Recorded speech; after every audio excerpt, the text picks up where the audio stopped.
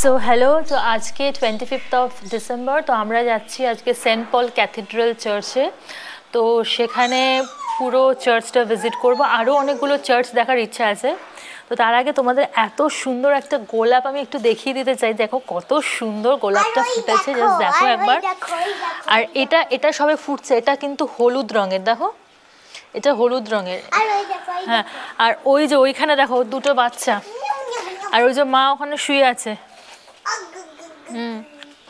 ওই যে দুটো বেবি আর ওটা মা দেখো শুয়ে আছে। সেদিনকে কি করেছিল, এই যে মা যাচ্ছিল পাশে তিনটে, আরো দুটো এখানে দেখছি, আরেকজন আছে, মা সামনে তিনটে বাচ্চা পিছনে। জাস্ট ইমাজিন করো, মা একদম পুরো একদম বহাল দুপুরে ঘুমাচ্ছে। আর এই দেখো এইটাও, এই গোলাপের জাস্ট কালারটা দেখো, এটা মানে অনেকটা মানে একটু রেডের সাথে পুরো ইয়েলো মিক্স করে যে কালারটা হয় এটা। আর এই কালারটাও খুব সুন্দর, মানে এখানে যতগুলো গোলাপ আছে গোলাপের প্রত্যেকটা কালারগুলো না ভীষণ সুন্দর, তাই না? তো চল, অলরেডি দেরি হয়ে গেছে, মেট্রো করে যাব। আর এ তো মানে পুরো হয়ে গেছে এর অবস্থা, এই খালি ওই বিড়াল দেখেই পাগল হয়ে গেছে। হ্যাঁ, তো এই রাস্তাটা তো খুব কমন রাস্তা, এখান দিয়ে হেঁটে হেঁটে যাচ্ছি, ওর ওই সামনে থেকে রিক্সা ধরবো। হ্যালো, হ্যাঁ সামনে থেকে রাস্তা মোটামুটি শুনশানি আছে, মানে খুব একটা বেশি লোক না। এখন 3:30 বাজে, দেখো একদম ওয়েদারটা প্রচণ্ড ক্লাউডি ওয়েদার, একটুও ঠান্ডা নেই। তো ঠান্ডা আদৌ পড়বে কিনা জানি না। তো অলরেডি ডিসেম্বরের শেষ উইক, এটা শেষ উইক, তাও দেখো ঠান্ডার কোনো বংশ নেই, লেশমাত্রও নেই। আমি জানি না কবে ঠান্ডা পড়বে। যাই হোক, এখান থেকে রিক্সা পেয়ে গেছি।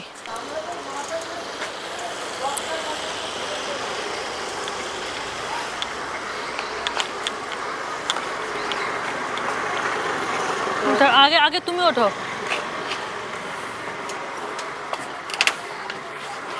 উঠে পড়।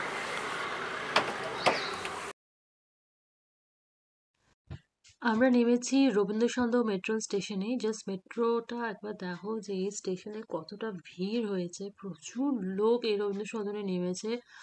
ইনফ্যাক্ট মেট্রোর ভিতরেও না প্রচণ্ড ভিড় ছিল, মানে দাঁড়িয়ে রবীন্দ্রসদন এসছি, মানে বসার জায়গাও পাইনি। আর ইনফ্যাক্ট মিডল ওয়েতে কেউ নামেও নি। এই ভিড়টা জাস্ট একবার দেখো। এটা আমরা জাস্ট ট্রেন থেকে বেরিয়ে গেটের মুখটার সামনে রীতিমতো হাঁটা পর্যন্ত যাচ্ছে না, এখানে প্রচুর লোক কিন্তু এই স্টেশনে নেমেছে এবং একেবারের জন্য এখান দিয়ে হাঁটা যাচ্ছে না, মানে খুব আস্তে আস্তে হাঁটতে হচ্ছে। মানে এইটুকুনি রাস্তাটা কাভার করতে গিয়ে মানে আমাদের প্রায় প্রচুর টাইম লেগে গেছিলো। আর সবাই কিন্তু ম্যাক্সিমাম সবাই ওই সেন্ট পল ক্যাথিড্রাল চার্চের ওখানেই যাচ্ছে। আর তার পাশেই বিড়লা প্ল্যানেটোরিয়াম আছে, সেখানেও কিন্তু লোকে যাচ্ছে। আর রবীন্দ্র সদনের ওখানে পৌষ মেলা বসেছে, সেখানেও কিন্তু প্রচুর ভিড়ও হয়েছে। আমি আজকে সব কিছুই ঘুরিয়ে তোমাদেরকে এক এক করে দেখাবো যে সেন্ট পল ক্যাথিড্রাল চার্চের সামনে কতটা ভিড় হয়েছে। যদিও আমরা যখন পৌঁছেছি চার্চ বন্ধ হয়ে গেছিল 4টের সময়, তো আমরা 4টের পরেই পৌঁছেছি, তো 4টের আগেই বন্ধ করে দিয়েছে। কিন্তু পাশে যে বিড়লা প্ল্যানেটোরিয়াম আছে সেখানে প্রচুর লাইন হয়েছে ঢোকার জন্য, কারণ যেহেতু সেন্ট পল ক্যাথিড্রাল চার্চ বন্ধ ছিল, তখন সবাই কিন্তু কি করবে, ওই জন্য বিড়লা প্ল্যানেটোরিয়ামে ঢুকে গেছে। সেখানেও প্রচণ্ড ভিড় হয়েছে। আর সাথে তোমাদেরকে দেখাবো যে রবীন্দ্র সদনে কতটা ভিড় হয়েছে।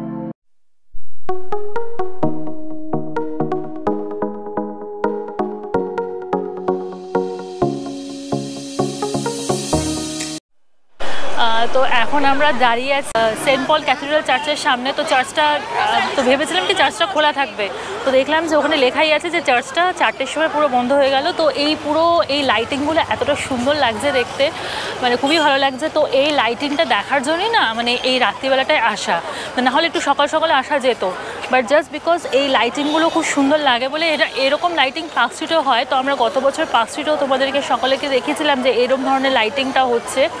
তো আজকে এই রবীন্দ্র সদনের এখানেও কিন্তু লাইটিংটা ভীষণ ভালো হচ্ছে। পাশেই একটা পৌষ মেলা চলছে, তো সেখানেও ইচ্ছা আছে যাওয়ার, তো যাব। আর যেহেতু ওখানে চার্চটা বন্ধ হয়ে গেল, পাশে যে বিড়লা মিউজিয়াম আছে সেখানে সব ভিড় হয়েছে অসম্ভব, মানে সে লাইন দিয়ে এত লোক, মানে লাইন দিয়ে সব দাঁড়িয়ে আছে না, মানে কি বলবো। তো আমরা তো ভিক্টোরিয়া অনেকবার গেছি, তো তো আজকে আর যাবো না। তো এইটা দেখো, এটা বিক্রি হচ্ছিল, তো ওখানে তো ও বায়না করলে যেটাও কিনবে।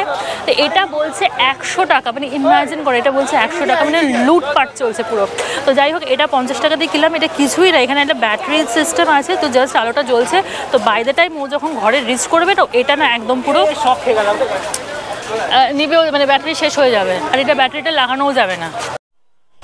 হ্যাঁ, আমরা এখন এসছি রবীন্দ্র সদন নন্দন চত্বরে, সেন্ট পলস ক্যাথিড্রাল চার্চ আমরা দেখব, খুবই সুন্দর। এবং আমরা আলো দেখব, রাত্রির আলো, এবং এনজয় করব। এই যে আপনারা দেখতে পাচ্ছেন আলো, সুন্দর, অপূর্ব সুন্দর আলো। এবং এখানে এই সেন্ট পলস ক্যাথিড্রাল চত্বরে খুব সুন্দর আলো দেখা যাচ্ছে, অসাধারণ লাগছে। নন্দন মেলা নন্দলাল বসুর জন্মদিনের আগে প্রতি বছর 1 এবং 2 ডিসেম্বরে তারই ক্যাম্পাসে কলাভবনে কর্তৃক আয়োজিত শিল্প মেলা, তার জন্মবার্ষিকী স্মরণে। নন্দলাল বসু 1922 সালে কলাভবনের দায়িত্ব নেন এবং এই প্রতিষ্ঠানকে রূপাদানকারী ব্যক্তি হিসেবে বিবেচনা করা হয়। মাস্টার শিল্পী বিশ্বাস করতেন যে একটি সুস্থ সমাজের জন্য শিল্পের চর্চা এবং শিক্ষার জন্য একটি সামগ্রিক কাঠামো প্রয়োজন, এবং তিনি চারুকলা এবং জীবন্ত ঐতিহাসের মধ্যে ব্যবধান দূর করার চেষ্টা করেছিলেন। তিনি একটি সদ্য স্বাধীন ভারতের জন্য এবং জনসাধারণের সাথে আমাদের অনুশীলনগুলি ভাগ করার জন্য দেশীয় শিল্প ভাষার পুনরুজ্জীবনের প্রস্তাব করেছিলেন। এইভাবে তিনি শিল্পকে হারমেনিউটিক্স থেকে উদ্ধার এবং একটি সামাজিকভাবে প্রাসঙ্গিক করে তোলার লক্ষ্য রেখেছিলেন। তার ভিশন অ্যান্ড ক্রিয়েশন বইয়ে তিনি সম্প্রদায়ের জন্য একটি বার্ষিক শিল্পমেলার গুরুত্বের উপরে জোর দিয়েছেন। 1973 সালে নন্দন মেলাকে প্রথমে ছাত্রদের কল্যাণের জন্য তহবিল সংগ্রহের একটি উপলক্ষ হিসেবে কল্পনা করা হয়েছিল। মেলা থেকে পুরো কার্যক্রম কলা ভবনে স্টুডেন্টস অ্যান্ড ফান্ডে যায়। নন্দন মেলা শিক্ষার্থীর চিত্রকলা, ভাস্কর্য, সিরামিক, গ্রাফিক্স ডিজাইন এবং শিল্প ইতিহাস বিভাগ দ্বারা স্থাপন করা শিল্প স্টল সহ বিভিন্ন ধরনের কার্যক্রমের সাথে জড়িত। এই স্টলে শিক্ষার্থী ও শিক্ষকদের তৈরি শিল্পকর্ম রয়েছে। ক্যালেন্ডার থেকে শুরু করে craft item, diary, stationery, fashion jewellery, painting, print, মাটির প্লেট এবং সিরামিক, কাঠ এবং ধাতব ভাস্কর্য সাশ্রয়ী মূল্য বিক্রয়ের জন্য। এগুলি ছাড়াও ছিল বার্ষিক আর্ট ম্যাগাজিন, যা প্রতি বছর শিল্প ইতিহাস বিভাগে প্রকাশ করে। দেশ বিদেশ থেকে হাজার হাজার মানুষ মেলায় যোগ দেন।